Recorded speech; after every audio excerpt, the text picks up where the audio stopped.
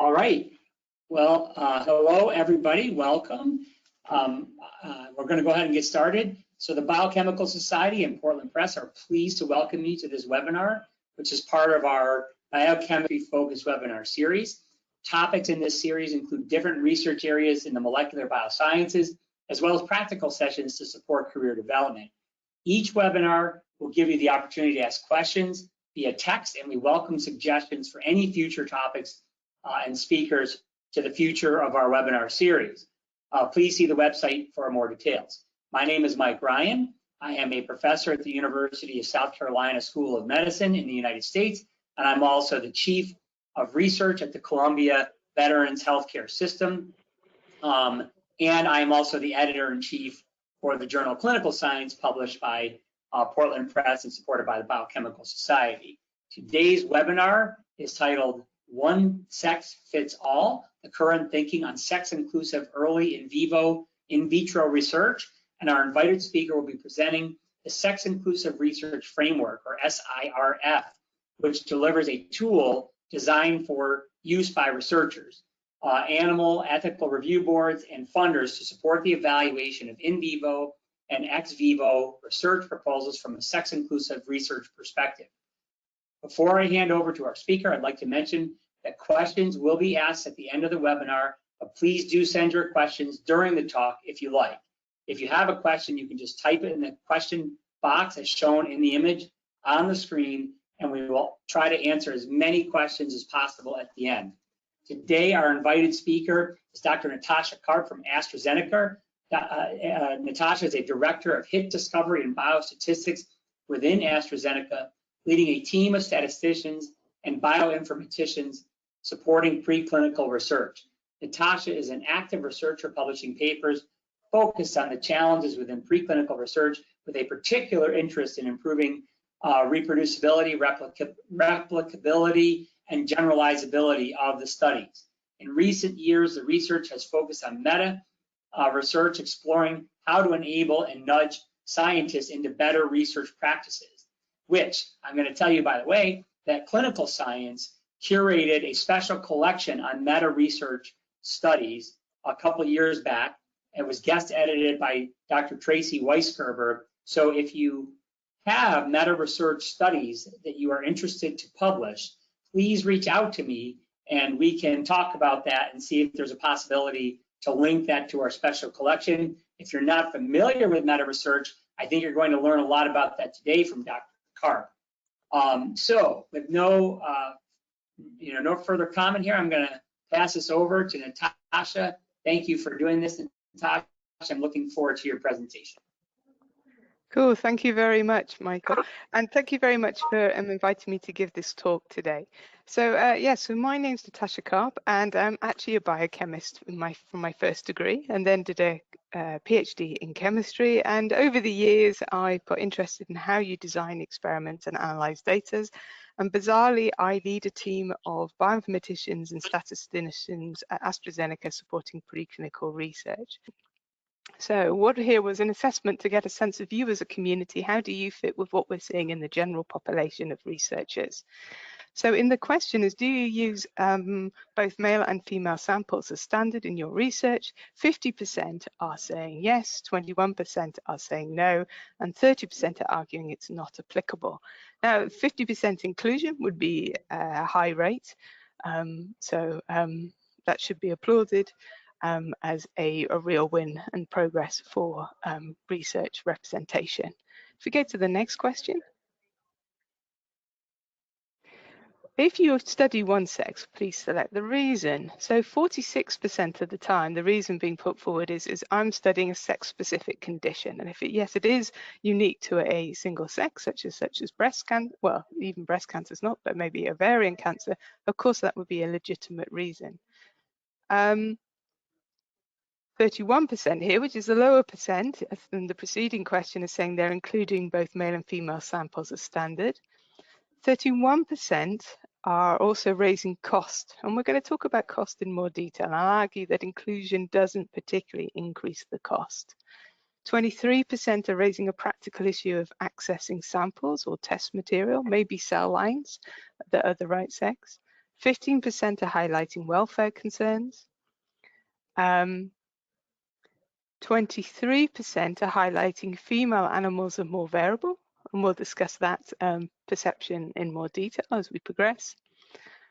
8% are arguing, well, sex differences won't translate. We're using an animal model, so I'd question the logic of why would sex differences not translate if we're going to say main effect treatment differences would translate. 8% are presenting, we have always studied one sex. So my historic data has only been collected on males. I want to continue with working with males. Maybe that could be the situation. 15% are raising some logistic issues. 15% are raising model behavior may be more different in the other sex. Okay, and we'll talk more about that one as well later. So let's have a look at the next slide. What would be the benefit of including female and male samples? So everyone says it would be for understanding sex differences. Then you've got 77% on translatability and 54% on reproducibility. So what's interesting, this aligns with the general perception. We want to include both sexes because we want to understand sex differences. But actually, the philosophy behind sex inclusion is actually being able to predominantly to detect a generalizable estimate, i.e. translatability, because you're not particularly going to be powering your experiments to detect sex different effects unless the effect is very different between the males and females. And by very different, I mean either that it happens in one and not the other, it's in opposite direction, or it's a large size difference.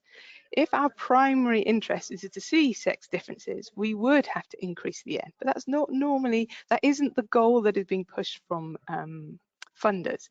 Funders are looking for us to include both sexes so that we have better generalizability, aka the translatability, so we know what the average effect is.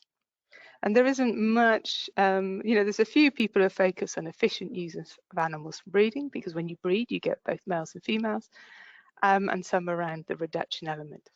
If we look at the next question. When including males and female, I feel confident in how to design. So we've got the percentage that agree or strongly agree is actually only around a fifth. Some people maybe are feeling less confident of how to include both sexes or how to conduct a power calculation in that context. Next question. Okay, how do you feel confident to present the data and analyze the data? So if we look, we've got around 70% say that they feel confident to analyze the data. Okay, well, the meta research finds that the majority of papers published have errors when it comes to inclusive design. So we have two issues, both including males and females and then doing the correct statistical analysis. So here's a case where maybe we've got a skills gap and actually an awareness gap that we're not maybe aware that we're incorrectly. Okay, so we're going to now have a whirlwind tour around the topic of the current thinking of inclusive research, both in vivo and in vitro studies. So the first thing I'm going to touch upon is that about terminology and the use of the phrase gender and sex. Now, often we're uncomfortable with the use of the word sex because, of course, for the physical act of intercourse, we use the word sex. And, that doesn't mean the connotation that we want to be using when we're in our workplace. But actually, the issue we have is gender and sex are not interchangeable terms. They have very distinct meanings.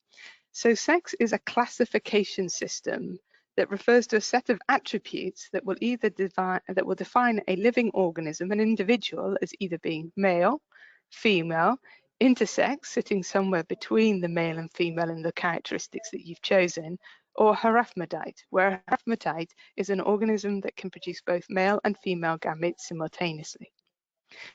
Now, as you notice, I've used the phrase classification system. So as a classification system, people can use different classification systems. So the percentages that we will align in different groups can vary, but also this means that we should operationalize our definition of sex so that other people would end up with the same classification of male and female in those situations.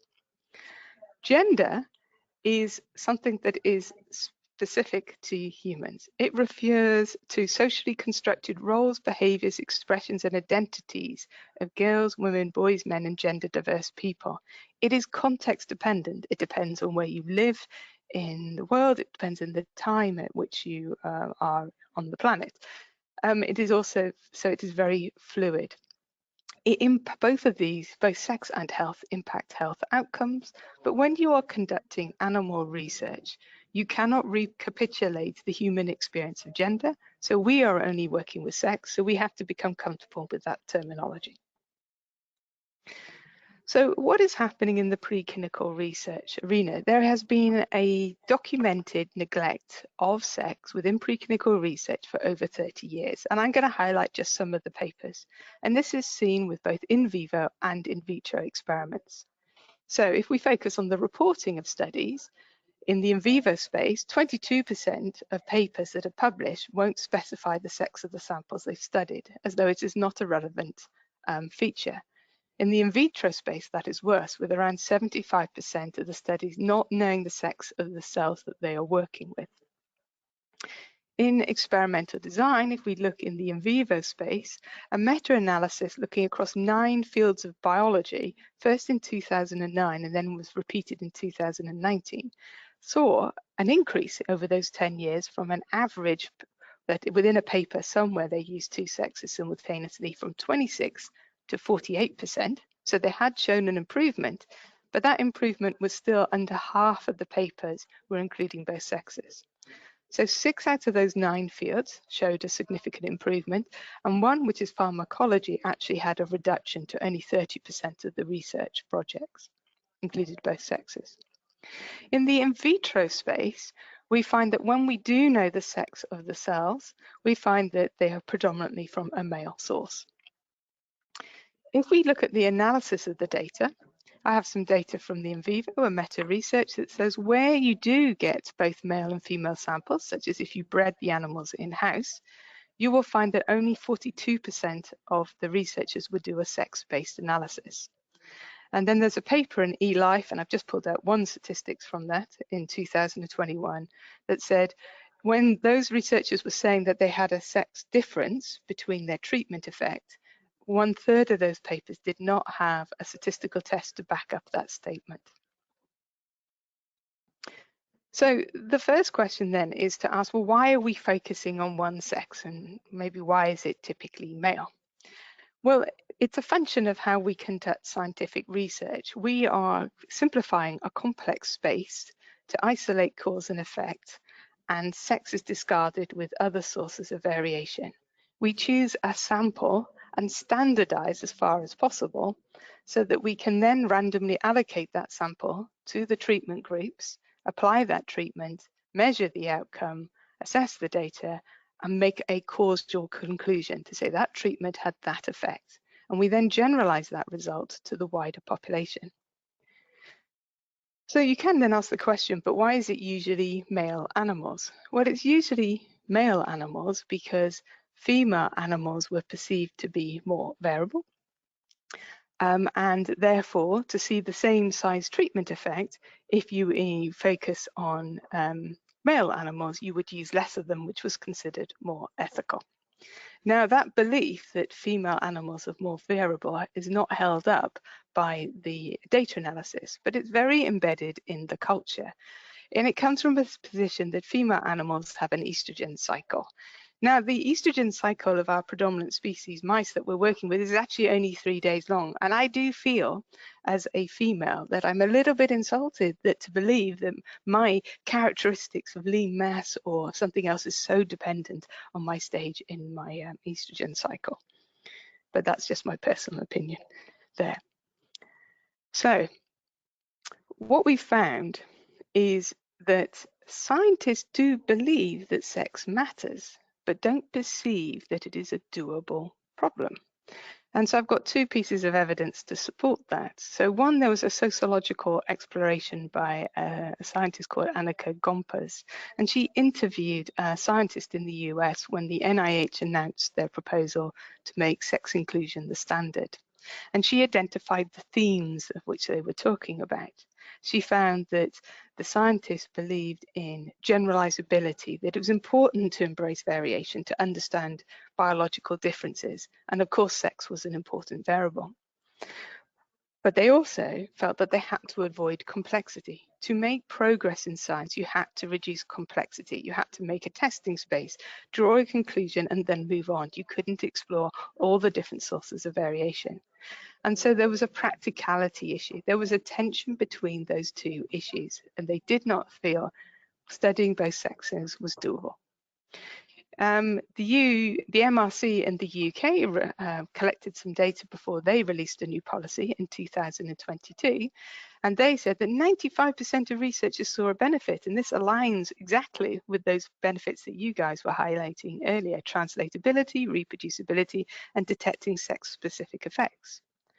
And then came the but there were concerns. The cost of the experiment, that was what predominant one you guys raised. The complexity of the research design, that could align with maybe those logistics point you were raising.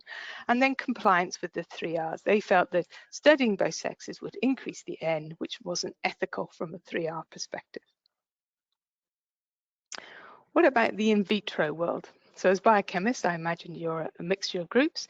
Now, in the vitro, the predominant reason for not including both sexes is a cultural issue, and it's a belief the sex of the cell is irrelevant. The architecture is the same, the cells function the same, they both support proliferation, differential metabolic processes, we've got rid of the hormones, therefore surely it doesn't matter. And often the sex of the cell is not known or reported when you buy those cells. It is belief that sex differences predominantly derive from hormonal differences, but we do know that sex differences exist before the onset of hormonal exposure. We can see at the genetic level differences in expressions of genes at the level of whether they're male or a female source. So, what do I mean by sex-inclusive research? So I'm going to take us back to the SAGA guidelines, and these were published in 2016. And the first thing that they raised was a need to use the term sex and gender carefully. So we've covered that. And then they said, where the subject of research comprises organisms capable of differentiating by sex, okay, so when we can tell the sex, the research should be designed and conducted in a way that can reveal sex-related differences in the results, even if they were not initially expected. So this is a position of inclusion by default as a standard position whenever you can identify the sex. So when can we identify the sex? We can identify it when we're working with an individual animal.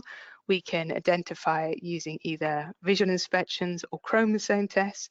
The only case that I've seen when you might not be able to identify the sex is if you are doing an ecological study and you're dealing with a herd of animals, because then your experimental unit is not the animal, it is the herd. And at that point, sex becomes an irrelevant feature of the experiment.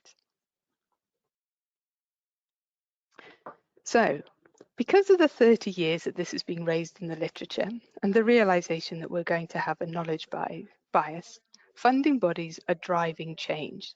They've taken a position where they're moving from recommendations to requirements, an active question in the funding process. And in fact, even the Home Office in your project license will be asking about inclusive research. So this was, the one with the greatest impact was originally the NIH in 2016, as at that point they were the largest funders of biomedical research in the world. And they required incorporation of both male and female samples, both in vivo and in vitro. You've got questions with the Canadian Institute of Health, the Irish Research Council, the EC, European Urine, the MRC, the CRUK. They're all got a lot of similarities between them, requiring inclusion by default. And the one thing to note is that the Wellcome Trust has just recently started funding a project called Message. Well, what this project is trying to do is to align across all the different funding bodies in the UK into a common policy framework for sex and gender inclusion, so that when you're applying for money, the expectations and the processes will be similar between all the different funders. So if you look across their expectations, what are the themes? Okay, when you can differentiate the sample, You should, when you can tell the sex of the sample, you should include female and male samples as default for all studies involving animals, humans, animal tissues, and cells. So in vivo, ex vivo, in vitro, and human studies. Analysis should account for sex, and the raw data should be reported with sex detail, aka it should have a metadata on that data point. Non-inclusion of research by exception. So this is a shift from justification for inclusion to justification for exclusion. And we've got to be really clear about that vision. It is not to study sex differences, but rather to estimate a generalizable effect. And in this way, experiments are going to be powered to detect the effect of interest across the two experiments. You're going to share information across the male and females. And if the effect is very different, what will happen is the power will move to the interaction term and you found out something critical because the effect really depends on the sex. If not, the power stays with the main effect and you can share your N. So what are the exceptions? When can you say, yeah, okay, I'm not going to do it? Where the sex of the sample cannot be determined is one. If you are working with pure molecular studies outside of a cell or an animal, e.g. if you are working with a biosensor studying the association and the dissociation rates, then of course, between a protein and something else, you do not need to consider the sex of where that protein came from. If you are working with a sex-specific condition, such as ovarian cancer, again, that would be an appropriate time. They've allowed acutely scarcely resources, such as a very rare disease. You will take the samples that you get in those situations. But they have all had to include the caveat, if you can provide strong justification. Okay, so now let's have I was working with the MRC at this point, and I helped write the policy and develop the policy for inclusive research. And one of the things then that they asked me was, well, now we need some advice to help our researchers. And I thought, well, I can help with this, and this is what I'm now going to present. But this builds on an exploration of what did I think were the barriers to inclusion? What was stopping scientists including two sexes? And I would argue that it's some misconceptions, a skills gap, practical concerns, and a 3R interpretation of reduction. So one of the things that's quite useful to understand when a status quo exists, and which is obviously the situation when for 30 years we had papers raising the sex bias and very little change was occurring, is to use something called the Lewin's force field analysis. And what you do here is you quantify the forces driving the change on a scale of 1 to 4, and the forces resisting change on a scale of 1 to 4.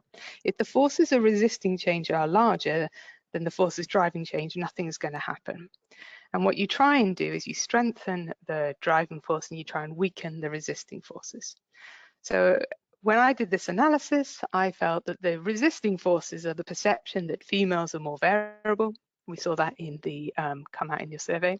A common one which you guys didn't pick up would be the belief that you would double the animal use to embrace a study with both sexes. Male mouse aggression can come up. That's a welfare issue. Analysis complexity, you guys weren't saying that that's what was concerning you. The experiment could be harder or take longer. This might be the logistic issue. And the belief of the value. So some of you said, well, sex differences won't translate. I don't think it's worthwhile studying both sexes. The forces driving change were much more nebulous. Women's health, replicability crisis, journal expectation, funders. But what's changing is now that the funders have gone from we'd like you to do this to you have to do this, and that is altering this balance. And the things I'm going to show you are about weakening the resisting forces. So the first misconception, the hormone cycle. Females are more variable. And this originated from a study many years ago where a mouse was dropped into an open field and ran around, and they found that the running speed depended on the stage in the cycle when they had mice that were the running speed depending on the stage in the cycle when they had mice that were matched for their point in the cycle.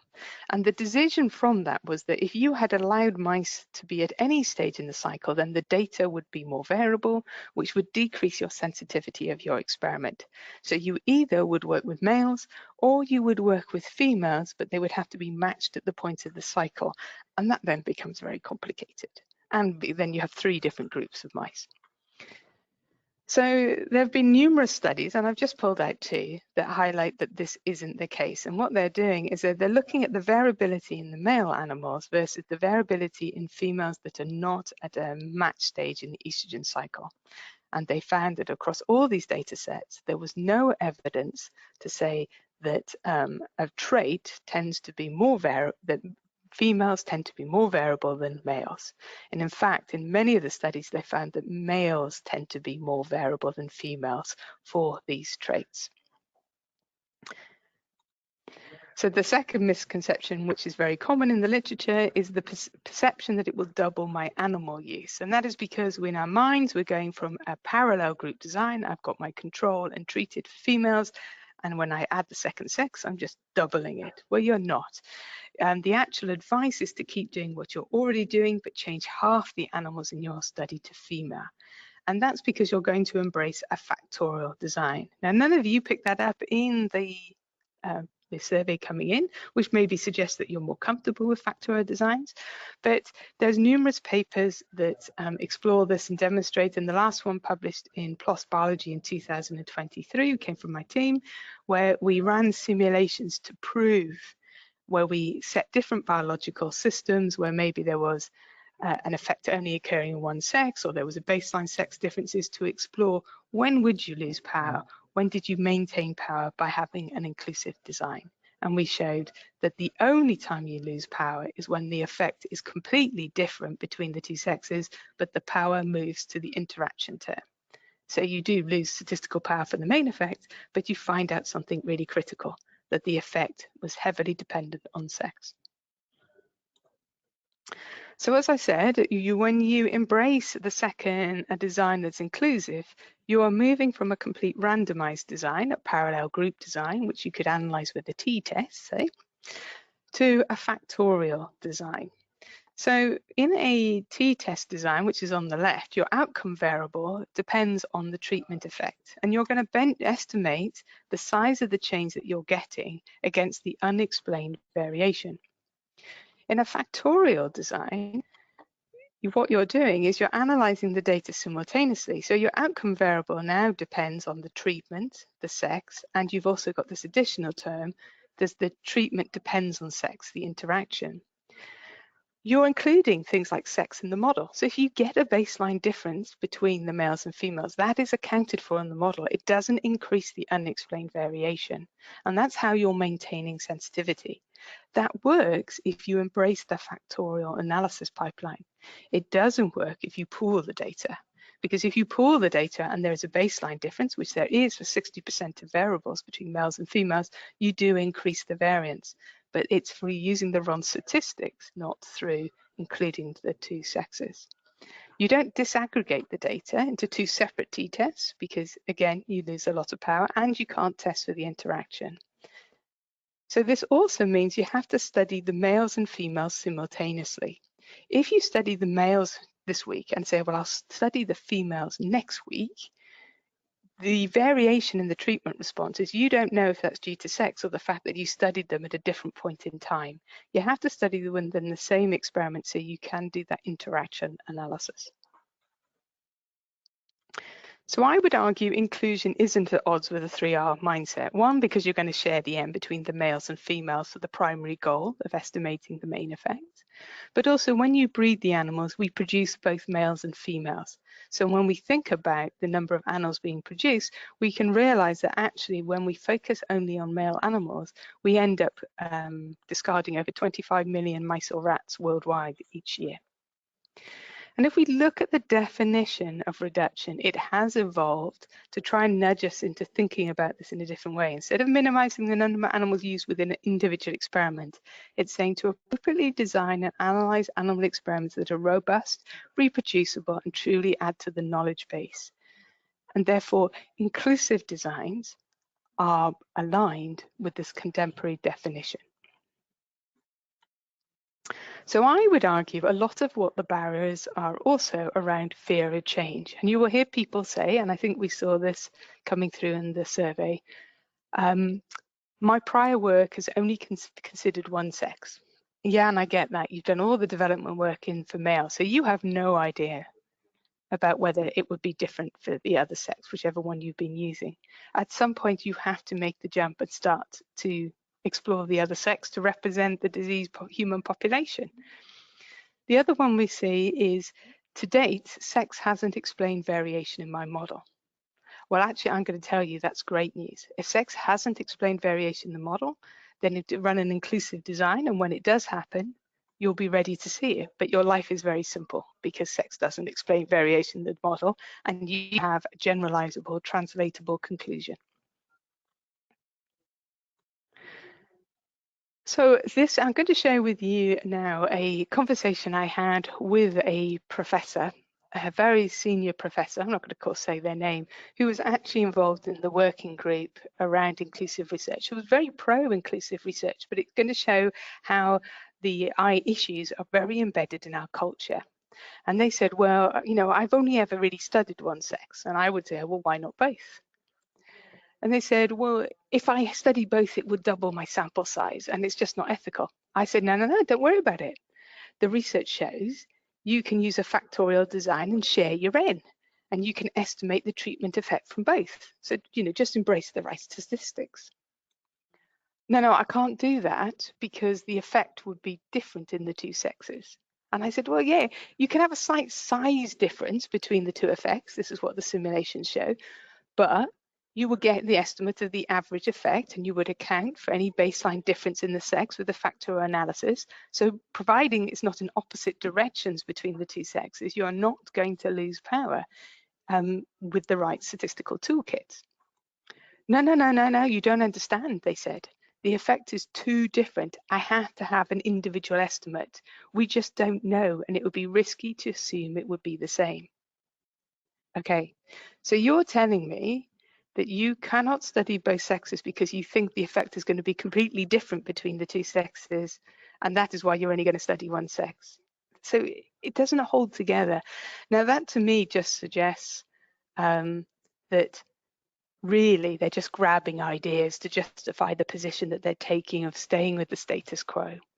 And so the goal is now to push back against these beliefs and misconceptions to actually push people into a reflective justification where they truly think about whether they can or can't do inclusive research. So the funders are asking you to provide a justification. So you are going to be considering the costs. Now, a cost isn't just about money. It could be logistical, ethical, or cost implications relative to the benefit of using both female and male subjects in a research proposal. And it's evaluation. So this is not a knee-jerk, it doubles the N, females are more variable. It will be for your particular experiment, doing what you are going to do, can you or can't you include male and female samples? So this led to the Sex Inclusive Research Framework. And this has been published probably about a week and a half ago now. It's gone live.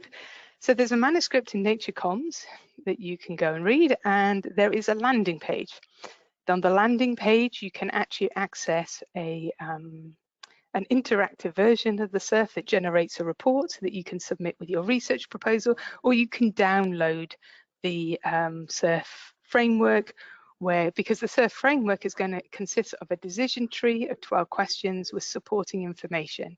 The supporting information is there both for the people who are evaluating your research proposal, i.e. people as part of the funding cycle review or an ethical review board, and other people who are going, well, why does this question exist? So it's giving you advice. Also on the website, there's a recording, a bit like one of these talks. There's some example classifications, and there's some FAQs.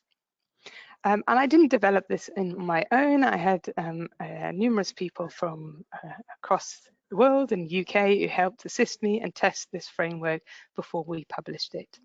And it was tested both in AWEBs and with funding bodies. So this came from a funding body asking me, I need something to help the people who are reviewing grant proposals to evaluate the justifications. Now, we know that the barriers are frequently misconceptions, but we need transparency in the decision-making process, and we need educational resources, not just for the scientists submitting, but for the scientists evaluating the research process. And it's based on a concept of behavioral nudging. It's trying to nudge people into better practice and more awareness of the issues. What you get out of this decision tree is either agreeing your proposal is appropriate, amber, some caution is required because your design or your analysis carries some risks, or red, your justification for a single-sex study is not sufficient. Okay, so this is what it looks like, and it's probably a little bit too small for us to talk through in its current format through this brief, but you can look at it in more detail through the paper or the website. But what I'm going to do is give you some walkthrough examples. So let's talk about caution is required, so the amber. This will arise in situations where you're proposing to have an unbalanced inclusive design. So you're including both male and females, but you're maybe going to have 90% males and 10% females. Well, that's going to introduce generalizability and analysis risks. Or you're studying both male and females, but you're going to pool all the data. You're not going to have an analysis pipeline that accounts for sex. There's some sort of analysis risk here. The third one is you're studying a situation where the disease you're interested in affects both male and female humans, but the model where you're inducing the disease model is only induced in one sex. Now that introduces a generalizability risk, because if you can only induce it in one sex, but we know it affects both males and females, that raises questions of the ability of that model to represent the human condition. Now, the outcome of the amber isn't me saying to a funder, don't fund this. It's saying there is a risk. And the risk then involves a funder reflecting on that risk and making a decision, or the ethical review board. So let's look at an example justification that was in a published paper or proposal. In all experiments, male and female littermates will be pooled together and analysed as one group. So we know it is an inclusive design from question 1. We are going to do a mathematical comparison of the groups in question 10, but in question 11, we're not going to consider sex as a source of variation in the data. So it is a sex-inclusive design, but it carries an analysis risk. What about red? You get the single sex is not appropriately justified if you make a statement in your justification that aligns with one of the misconceptions, saying females are more variable, including both sexes will increase the variation in my data. These are real statements people have put in. Including both sexes will double the sample size I needed. Or if you make a statement that suggests that you are just avoiding change or being fearful. My previous data is in one sex. Sex hasn't been shown to date to matter. So let's have a look at a real example that was published. We plan to use male mice, as female mice tend to have twice the level of circulating cortisol as males, and these levels may shift in response to the stage of the estrogen cycle. So what they're talking about is that they have a baseline difference between male and females. That's not actually a problem with the right statistics, and that it may shift. They think females are more variable. So it is not an inclusive design. The sex of the sample can be determined. It's not the reason to be excluded is that they're giving forth an acceptable exception. It's not a disease model induction issue. We end up on question 5. Is this a generic statement around variability? And I would go yes. And the outcome would be the single sex is not appropriately justified. A green outcome. 2 different options we can have here. The one on the left is an exception situation. And the example we have here is a female mice were implanted with patient-derived ovarian cancer tumors. So it's not inclusive. The sex can be determined, but it is an acceptable exception. The acceptable exceptions are listed in the document. It's unique to one sex in humans. it doesn't make sense to study both. So single sex is appropriately justified. The one on the right is an example where someone is giving forward a justification that lands at question 9, which is they're putting forward a harm, cost versus benefit. And if the reviewer agrees with their benefit, then it's a thumbs up, their reflection on the situation. So let's have a look at the example. They are going to do some transfer experiments, which are going to be done in male mice using donor cells, which are obtained from male mice. The reason they're doing this is they're worried about risk of rejection into female animals. So the design is not inclusive. The sex can be determined. It's not fitting any of these initial questions of 3 to 8. So we end up at question 9. This is a cost and harm versus benefit. If we agree with their argument, then a single sex study is appropriately justified. So I've brought forward an example now from an in vitro study. And here we've got some selected cell lines which have been expanded and randomly allocated to control and treatment, an intervention applied, and we're measuring the outcome. So the intervention, I'm trying to remember, this is a new slide that I made. The impact of the intervention for this cell line is for the sex selected. So that's the conclusion that we've got in that space. For us to study both sexes, we would have to have multiple additional cell lines. If we just introduced a cell line of the other sex, so in the first situation, that cell line might be male. Okay, now I want to study females. If I introduce a second sex of a cell line, I don't know if the difference that I'm seeing is due to that cell line or is due to sex. I have to have replication of multiple cell lines. So I would need 3 cell lines for a female from a female source and 3 cell lines that represent this biology of interest from a male source. And I could reduce the number of replication within a cell line. So I could just have a plate for each cell line and conduct the experiment. So the question is going to be then is how easy is it to source these cell lines? Now, the reality is, and this is a call to you as a biochemistry community, is we are making significant progress in working out how to conduct inclusive designs in the in vivo space, but less so in the in vitro space. And we need to bring out those successful stories when people are doing it. What does it look like? What were the benefits? How did they analyze the data? Because there is a real gap in the literature and for the community to support addressing this issue. So the next scenario I've got is, what about a study which involves both an in vivo and an in vitro element simultaneously?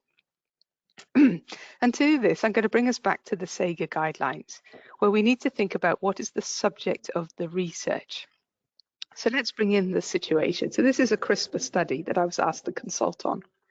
So we have the tumor cell line that we introduce the lentivirus to lead to, so it's a pooled array where different cells are going to have a gene editing event, usually 1 gene editing event per cell line. We expand the cell culture, collect cell pellets, get some sequencing data, and then input those pellets into the animals. Allow the pellet to grow, then harvest the tumor, and again look at the RNA sequencing to see how the population's changing. Now, if you think about the sex in this situation, you've got the sex of the cells and the sex of the animal. What is it you need to do? Well, the subject of the research is actually the tumor cells. It's here. To truly embrace sex in the design, we would need 3 separate cell lines where we do a separate lentivirus event, and then we will put them in the equivalent, a male cell line into a male animal. In effect, the in vivo element is equivalent to a well in a test tube. And so we need to, if we were to focus on sex, it's not the sex of the animal that's of big interest here, it's the sex of the cell line that we need to focus on. So in conclusion, improving translation requires us to embrace variation. And I would argue sex is binary. It's an easy first step to improve generalizability, and it's going to use our animals we generate in the breeding process. the expectation is changing. So we as researchers need to work out, how do we consider sex mindfully and effectively? When can we do it and when can't we do it? Push us away from those misconceptions to true reflection. I would argue that the feelings that it's not doable are that we're just comfortable, or we have a number of misconceptions, and there's a lot of people are studying both sexes. So therefore we need to look at them and work out how are they doing it, why are they doing it, and how is they making it achievable.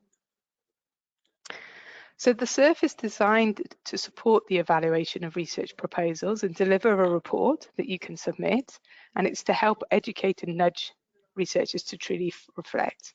There are additional resources on the website, so please have a look, and I hope you find it useful. There are numerous references that I've put at the back of this presentation. I have some images I need to acknowledge, and thank you very much for listening, and I look forward to your questions.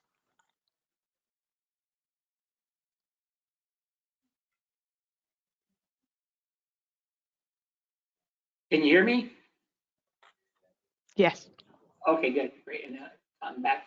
Thank you so much. That was a really fantastic presentation, and thank you for sharing that tool. We have a couple questions in the chat box, and I will read those to you. If you're listening and you have questions, please enter them in the chat box. The first question, I think, is touching on the overall topic here, really, and so maybe they're looking for a very simple answer, which there probably isn't one.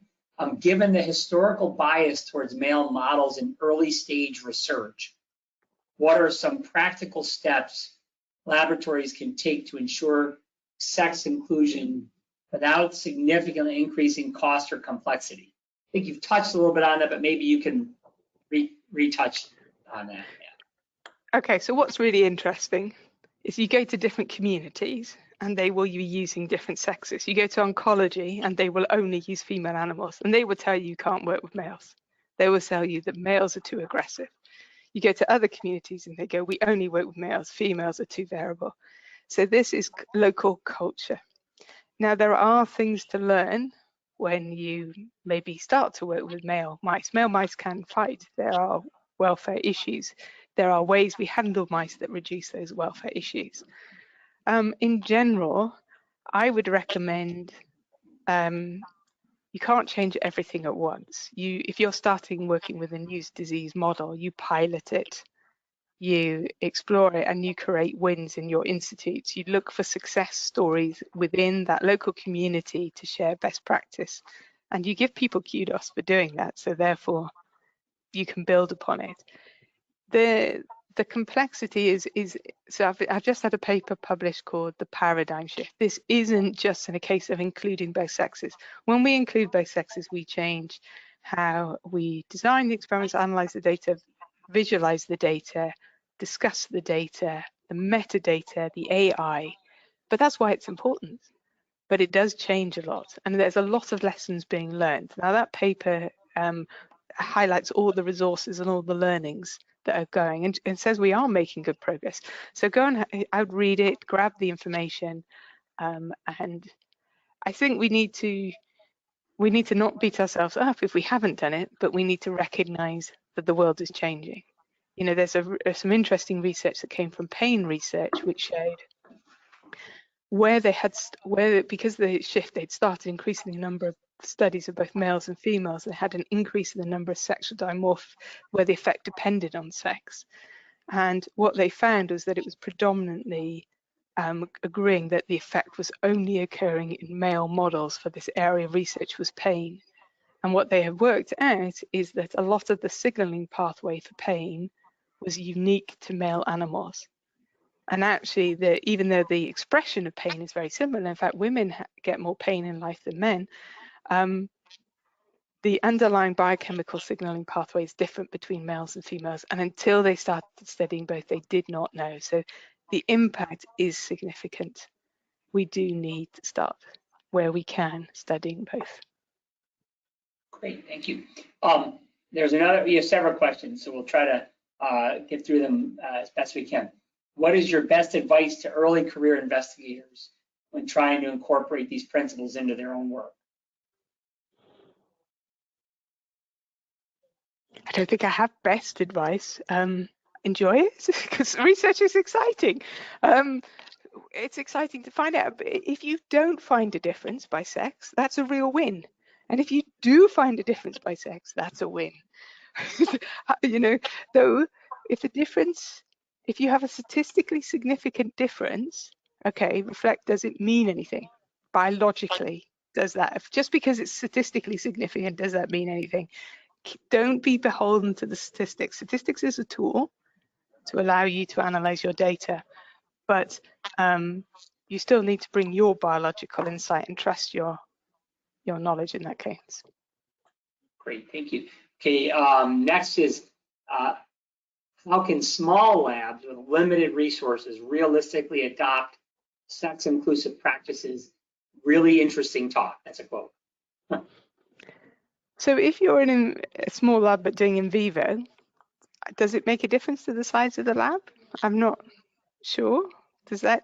I don't follow. In the in vitro space, that's where I still feel the in vitro is the area that has the biggest questions of how to do it. What would it look like? How much more expensive? But it really concerns me that in vitro studies are testing in such a narrow testing space. You're going to get such idiosyncratic findings that are not going to be generalizable, reproducible, and add value. So I think it's just you're going to end up generating rubbish with these very simple studies, unless the effect is so large. But we're moving away from studying things that have giant effects. We've found those already. So I think it's important. Sorry. Thank you. Actually, on the topic, the next question is related to in vitro. For studies that rely on immortalized cell lines, for example, the U2OS or the HeLa cells, is there a way to account for sex when there are not readily available similar male and female cell lines? Okay, so immortalized cell lines are one which is actually sits slightly under the potential. Sometimes these are legitimate exceptions because immortalized cell lines can have chromosome degradation, they can have contamination, and they no longer actually are a male or female, they are a model of sort. So that is when under the justification it is appropriate to work with, but you need to understand the limitations of your inference space. By inference space, I mean the testing space that you're occupying. So yes, immortalized cell lines sit on the border of inclusion. Sometimes you can tell and sometimes you can't tell. Thank you. And then thank you so much for this really engaging talk. My question is, would incorporating single cell omics be of benefit with regards to cell sex specific variations within the experimental design? Okay, right. Single cell omics. So single cell omics is like, still to me it's a bit crazy how and I do work in a mathematical field, but you could start to drown in data, can't you? The data becomes very complex. You are understanding things as a it's great that you're understanding variation maybe in how a tissue responds across the tissue, but it's still the same inference space at the higher level of what are you testing. You're testing a subunit within something. You're introducing a lot of structure to your experiment. So let me check, what was the question again? Because I'm not sure I answered it. My question is, would incorporating single cell omics be of benefit with regard to cell sex specific variations in experimental design? Not necessarily. It depends on what you're trying to answer. I think you need to be mindful when you embrace technologies. We often get I used to work in a proteomics lab, 20 years ago I was in a proteomics lab, and everyone was always excited by the latest mass spec and jumped from one to the other, being so excited by the mass spec that they didn't get their design and analysis right. These are all tools to understand the biology. What does your biology need you to embrace to do? I don't think these are magic answers. I think we can understand biology sometimes with some very simple techniques. So I can be a bit old school. I'm quite happy with that. Thanks. So that's all the questions in the chat. I have one philosophical question for you, and then we'll wrap this up. So, one of the studies you showed early in your presentation was the White Witch study, where they did the analysis of the different fields of including sex as a biological variable in design. And you pointed out, like, for example, pharmacology went down by 29%. If I recall correctly, the journals of physiology, which is my field, in that particular paper had no change. And there were still, after 10 years, there were still challenges in people with experimental design and analysis, right? So, you know, my thinking is that the people that are on this webinar, you know, who are interested in this topic, were already sort of committed to it. Yet when you go to NIH study sections or grant study sections where you have investigators that are reviewing your grants that have been long-time investigators, maybe they're not engaged in this and they're not committed to this. So you have the funder that's wanting to promote this, but you have the reviewers that maybe are entrenched. How do we overcome that?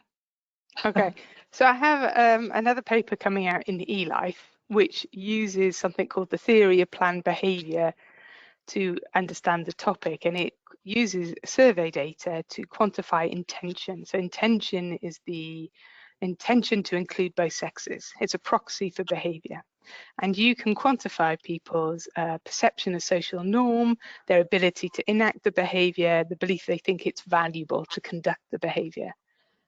And we went out to like a big conference, and we went to university, and we surveyed lots of scientists. And what we found is that most people think sex matters. That aligns with the other research, and there's a limited correlation between thinking it matters and the intention. The thing that was the most predictive was society pressure. Okay, there is a linear relationship. When society pressure is higher, when they perceive higher society pressure, their intention is higher. So what we can do is increase society pressure and people's intention shifts. We can remove those barriers and intentions will shift. So effectively, I've seen that happen because I started this before and people would go, that's very sweet, Natasha, that you're working on this topic. We're not going to do anything different. Where now they're going, how do I do this? So, you know, for me, it's quite sudden. There is a change. It is actually happening. And that's why we should celebrate, because I've been talking about this for a long time. And the landscape is actually rapidly shifting now. So the funders are very effective. So I figured that the money is very important in changing it. So, okay, thank you so much. So I want to thank Dr. Karp for this really fantastic presentation and for sharing this tool. Thank you all for joining us here. You can follow this, you know, you can, I think, find this, you can follow and chat about this at the Biochem Society on both Blue Sky and on X. We welcome any suggestions for future topics and speakers for the future of this Biochemistry Focus webinar series. If you have ideas for a webinar in 2025, please submit your proposal for the webinar, and you can find out more information at www.biochemistry.org. All of our upcoming webinars are listed on the website, and if you missed any of the 100+ webinars that we've already had as part of this series, or would like to watch them, please visit the website or the YouTube channel, and those details are listed on the screen. The recording from today's webinar will also be available to watch within the next couple of weeks, so please look out for that. And finally, I just want to highlight how important it is for all of us to stay engaged and connected with one another, both for the current and the future of biomedical research and as bioscientists. Please join the Biochemical Society's community of researchers and specialists to take advantage of this community and the key benefits, including discounted registration fees for the Society courses and meetings, exclusive access to a wide range of grants and bursaries, personal access online to 2 of our journals, and more. So please visit our website to find out more. I can speak personally, as you know, living in the United States, we're in very unusual times as it relates to science, and particularly as it relates to understanding sex and gender in bioscience. So it's really important to have these forums to talk with one another. Thank you so very much for joining. I hope to see you all soon. And thank you again, Dr. Karp, for a fantastic presentation.